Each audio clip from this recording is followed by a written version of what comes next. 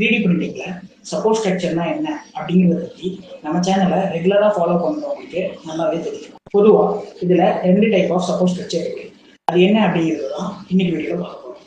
இன்னைக்கு 3D printing ஜேர்னியில் நாள் 31. ஃபர்ஸ்ட் ஒன் என்னன்னு பார்த்தீங்கன்னா நார்மல் ஸ்ட்ரக்சர், இன்னொன்று என்னன்னு பார்த்தீங்கன்னா ட்ரீ ஸ்ட்ரக்சர் அப்படின்னு சொல்லுவோம்.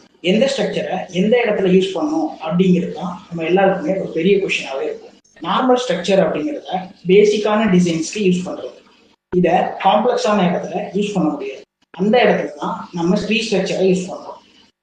இந்த 2 ஸ்ட்ரக்சரை கம்பேர் பண்ணும்போது நார்மல் ஸ்ட்ரக்சருக்கு தான் ஃபிலமெண்ட் அதிகமாக வேஸ்ட் ஆகும். இது மட்டும் இல்லாமல் இந்த ஸ்ட்ரக்சர் பிரிண்ட் மேலே நல்லாவே ஒட்டிக்கும். ஸோ ரிமூவ் பண்ணும்போது பிரிண்ட்டை டேமேஜ் பண்ணுறதுக்கு அதிகமான வாய்ப்பு இருக்கு.